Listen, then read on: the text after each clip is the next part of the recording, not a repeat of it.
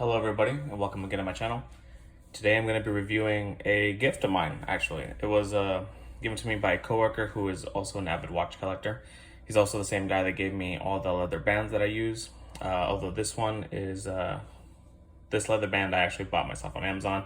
But before I get to that, so today's watch is a Stuhrling automatic. I'm sure there's an actual ID number and name to it, but I can't really tell for the life of me what it is, and that's fine. So let's get down to it. So Stuhrling is a brand that I don't really have any other watches for. I do see them around on Amazon every time I try to look up automatic watches, things of that sort. I stumbled upon a couple of them on Amazon when I was looking for my first watch, which is the Fossil that I first reviewed. But I never got around to buying one. Not that they weren't bad or anything. I just thought the Fossil looked a little better. But now having one here in person, I have to change my mind. I think this Stuhrling looks a lot better, especially this automatic movement. The gold accents look a lot better. I feel like the Fossil was a little too dark. This has a lot of splash of color. And well, first things first, the watch actually came with a leather strap, kind of alligator pattern. But I decided to remove that and put it on a cuff. And I like this cuff because it has kind of an exposed back where you can see the movement as well. And that's pretty cool.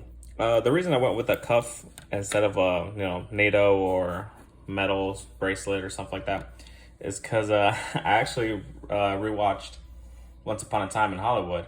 And I just love Brad Pitt's Citizen watch on his cuff, and so I was like, you know what, I'm gonna see if I can make something a little similar. So this is the only one that kind of matched the color, because I think his Citizen bullhead was gold, and the cuff he had was like a kind of coffee brown. So I tried to find the best matching design that I could at a reasonable price. I wasn't gonna pay all that much for a strap. And this one actually, the strap itself is I believe it was like $20 or so, and it fits very well. And I mean, checking out the profile, this watch is a pretty substantially thick watch. It wears pretty large on the wrist, but I mean, I think it's fine. The only issues that I've had was actually with the band itself, because in my line of work where I have to wear coats and stuff, my wrist gets sweaty. It's definitely more of a casual. You don't really want to wear it to really hot events. I don't know what the water resistance is. I'm gonna assume not that great. And I mean, why would you wear a dressier watch to the water or go to the pool? I have other designated watches for that, which I will review later on. But overall, I think it's a solid piece.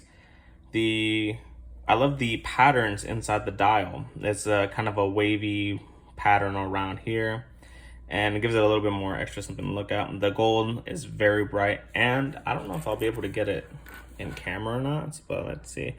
The crystal is actually domed, and probably can't see. It's not like domed where it's protruding away from the case, but it's domed where you can kind of see the curvature of the light refracting from it. I guess it looks better in person. I don't know if I can really show it on camera, but I do like that. It gives it a little extra something, makes it feel a little high quality, at least to me. And this is one of the other few mechanical watches I own. I own mostly quartz. Nothing against mechanical. I know there's like watch enthusiasts that go full mechanical. Quartz are kind of like not good, but I don't mind quartz. I'm more of a path least resistance, set it forget it kind of guy. The mechanical watches are just like a little flashier, and I like them because they give them a little extra flair. It makes people go, ooh, what's going on with that? But I mean, yeah, it's like I said, I don't know much about the brand, and that's probably not good for like a channel kind of totally dedicated to watches, but it is what it is. The leather strap actually from Amazon, not too bad. It actually holds up pretty well. I mean, this isn't my daily watch, so it's holding up pretty well because I don't wear it all that much. It's holding up just as well as the Fossil leather strap. It doesn't feel as thick, which is a plus and a downside, because I mean, it does feel a little cheaper. But on the other hand, it wears a little nicer. It's not too stiff though, so it doesn't hurt the wrist.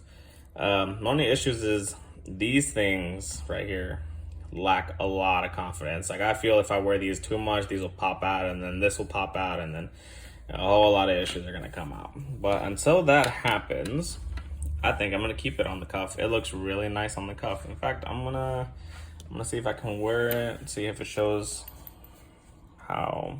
Yeah, I probably won't full on wear it. Give me 1 second.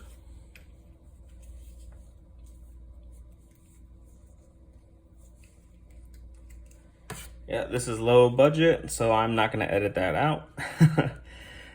It looks not too bad. It's not tight, which is great. And this actual cuff prevents the crown from really interacting with my hand, which adds a little bit of comfort to it. But yeah, overall, not terrible. The only problem with this setup is the getting to the crown. Actually, you have to kind of poke that out a little bit. Like oops, don't want to do that backwards. Haha. The cuff kind of gets in the way of me trying to pull the crown out, but I mean, other than that, I think it looks really nice. I think it looks kind of vintage, and I think most of these watches from when I was Amazoning them are kind of sub 100. So again, a pretty reasonable buy for an automatic. That's a steal if you can get one for under 100. Not bad. I mean, an automatic's an automatic to me. I'm sure there's like tiers of quality and stuff, but if you're just wanting to get a watch that kind of has a little showy presence to it, but you don't want to pay over $100, Stuhrling is definitely a good option. They might not fit all your styles, but hey, you know what? Beggars can't be choosers. And now, you know, again, this was a gift to me, and it's been a really great gift. I like to thank him if he's watching this. You know who you are. And it's been good. I've really enjoyed this watch. It doesn't get as much wrist time because I mean it's been summer. This is kind of hot. I feel like I'd be wearing more.